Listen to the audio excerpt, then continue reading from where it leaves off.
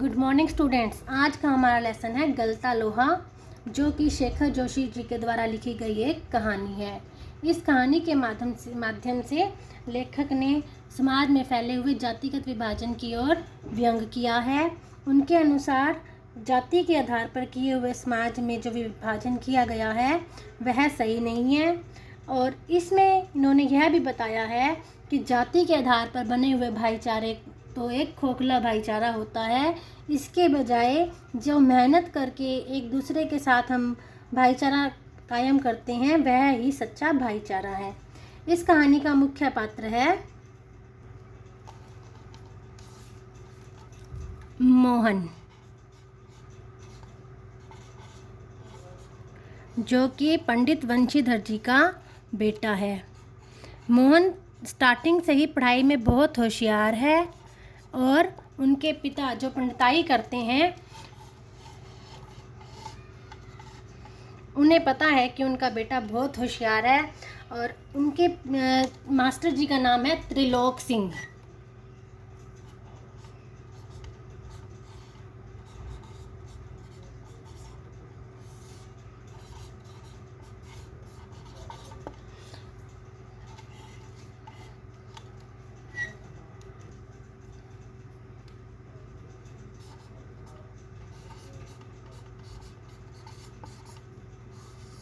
तो in master ने कहा है कि ये मोहन बहुत होशियार लड़का है और बड़ा होकर ज़रूरी कुछ ना कुछ यह अच्छा कार्य करेगा।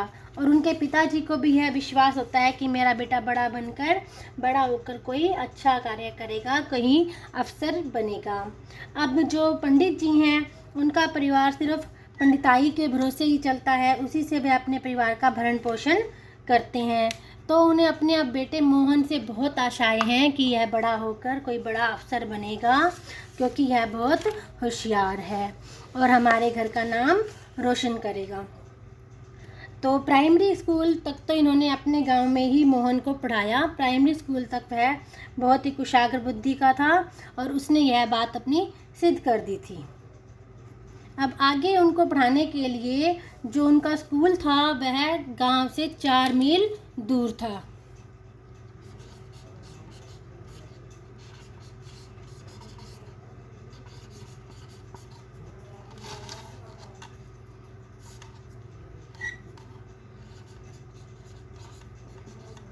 अब यहाँ स्कूल में जाने के लिए मोहन को 2 मील तक तो चढ़ाई करनी पड़ती थी। उसके बाद भी उन्हें एक नदी पार करनी पड़ती थी। उसके बाद उनका एक जो स्कूल है वहाँ जाना पॉसिबल हो पाता था। इन समस्याओं को देखते हुए वंशीधर ने नदी के पार में एक गांव, उसी नदी के पार के गांव में एक यजमान के घर ही मोहन का रहना तय कर दिया। घर के अन्य बच्चों की तरह मोहन खा पी कर स्कूल जाता, मतलब वह उसी यजमान के घर ही रहता। लेकिन छुट्टियों में जब नदी में उतार होता, मतलब पानी सही होता, तो वह अपने गांव लौट आता था।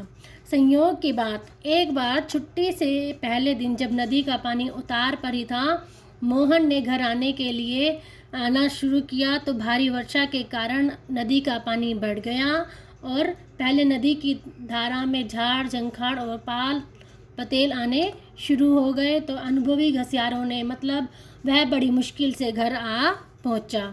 लेकिन इस घटना के बाद वंशीधर घबरा गए और बच्चे के भविष्य को लेकर चिंतित रहने लगे। वो उन्हें घर तो लेकर आ गए, लेकिन अब उन्हें चिंता लगी रहने लगी कि मेरा बेटा अब कैसे पढ़ेगा। उन्हीं दिनों में वो बिरादरी के एक संपन्न परिवार का युवक रमेश लखनऊ से छुट्टियों में गांव में आया हुआ था। तो अब इन्हीं रमेश के साथ वंशीधर जी ने उस मोहन को उनके घर भेज दिया। भी उसने कहा था वह यहाँ पर पढ़ेगा लिखेगा और अपना बड़ा आदमी बनेगा। वंशीधर को जैसे रमेश के रूप में साक्षात भगवान ही मिल गए हों। उनकी आंखों से पानी छलछलाने लगा। लेकिन अब वहाँ शहर में आकर उसका जीवन ही बदल गया। जैसे ही मोहन शहर में आया तो उन घर की वे महिलाएं जिन्हें वह भाभी कहकर पुकारता था उनसे उससे सारे घर का काम करवाने लगी। अब यहाँ उसकी तो हैसियत एक नौकर की तरह रह गई और वह पढ़ाई बिल्कुल भी नहीं कर पाया। जो गांव में बहुत होशियार लड़का था अब यहाँ पर सिर्फ नॉर्मल स्टूडेंट ही रह गया।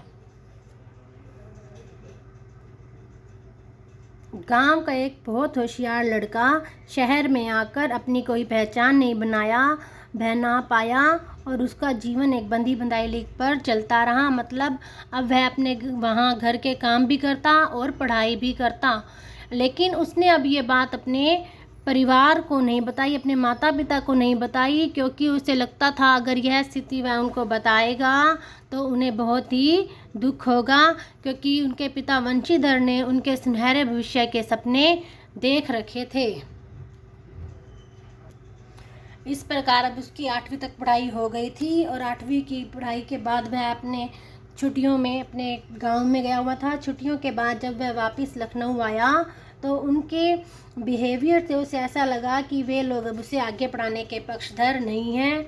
बात घूम फिर कर उसी ओर आ जाती थी कि लोग जो हजारों लाखों जो लोग हैं BA MA कर चुके हैं वे भी बेकार घूम रहे हैं, मतलब उन्हें कोई नौकरी नहीं मिलती। इस पढ़ाई से अच्छा तो आदमी कोई हाथ का काम ही सीख ले। रमेश ने अपने परिचित के प्रभाव से उसे एक तकनीकी स्कूल में भर्ती करवा दिया। मोहन की दिनचर्या में अभी कोई विशेष अंतर नहीं आया। वह पहले स्कूल में और घर के कामकाज में व्यस्त रहता। धीरे धीरे 1.5-2 वर्ष बीत गए और मोहन अपने पैरों पर खड़ा होने के लिए कारखानों और फैक्ट्रियों के चक्कर लगाने लगा। इस प्रकार हमने यह पढ़ा कि गांव का एक मेधावी इंटेलिजेंट छात्र शहर में आकर अपने जीवन को परिवर्तन नहीं ला पाया और उसने यहाँ पर आकर अपना भविष्य चौपट कर लिया। लेकिन उसने अपने परिवार को भी यह बात जब बताई तो उन्हें बहुत गहरा दुख हुआ। समय बीतने के बाद मोहन का भविष्य शहर में आकर जब चौपट हो गया तो वह वापस अपने गांव में आकर रहने लगा। जब गांव में आकर फिर से रहने लगा तो उसके पिता ने कहा कि तुम भी पंडिताई शुरू कर लो, तो उसे यह मंजूर नहीं था। एक दिन वह अपने खेतों के किनारे उगाई कांटेदार झाड़ियों को काट छाँट करने के लिए साफ करने के लिए निकला। अपने हंसुए को लंबे बैट वाले हंसुए एक औजार को लेकर निकला तो उसने देखा कि उसमें धार नहीं है, तो उसे अपने बचपन के मित्र धनराम की याद आई जो कि यही काम करता था। धनराम ने मोहन के हंसुए के फाल को बैत से निकालकर भट्टी में तपाया और मन लगाकर उसकी धार गढ़ दी। तो धनराम शिल्पकार टोले से था और मोहन ब्राह्मण जाति के टोले से था। ब्राह्मण जाति के लोग शिल्पकार टोले में ज़्यादा उठते बैठते नहीं थे। कोई काम होता तो भी वह वहाँ जाकर खड़े होकर ही अपनी बात निपटा लेते थे।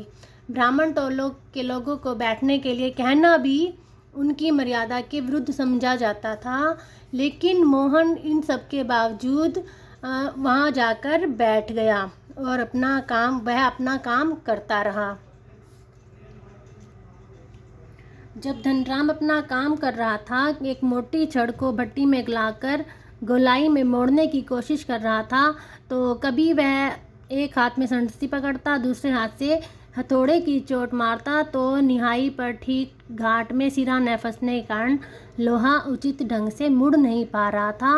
मोहन कुछ देर तक उसे काम करते हुए देखता रहा, फिर जैसे संकोच त्याग कर फिर उसने दूसरी पकड़ से लोहे को स्थिर किया और धनराम के हाथ से हथौड़ा लेकर नपी तुली चोट मारते हुए अभ्यस्त हाथों से, मतलब जैसे उसे यह काम आता है, धोकनी फूंककर लोहे को दोबारा भट्टी में गर्म करते हुए फिर निहाई पर रखकर उसे ठोकते पीटते सुगड़ गोले का रूप दे डाला।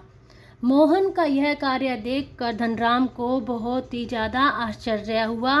उसने तो यह सोचा था कि वह वहाँ जाकर कोई अफसर बन गया होगा, लेकिन उसे इस तरह काम करते हुए देखकर वह मोहन को हैरान ही रह गया। धनराम को उसके कार्य करने को देखकर इतना आश्चर्य नहीं हुआ, बल्कि यह देखकर आश्चर्य हुआ कि कैसे एक पुरोहित खानदान, जो कि अपने आप को ऊंची जाति समझती है, उस जाति का युवक इस तरह के काम में उसकी भट्टी पर बैठकर, जहाँ पर जो पंडित लोग हैं बैठना उचित नहीं समझते थे, वहाँ पर बैठकर उसने यह काम किया था। इस बात को सोचकर वह इधर उधर देखने लगा और दूसरी तरफ मोहन अपना जो उसने काम किया था उसे देख रहा था कि मैंने वह काम बिल्कुल ठीक किया है। धनराम को ऐसा लगा उसे देखकर जैसे कि लोहा गलता जा रहा है, मतलब यह जातीय भेदभाव अब कम होते जा रहे हैं और उनमें क्षीणता आती जा रही है। धन्यवाद।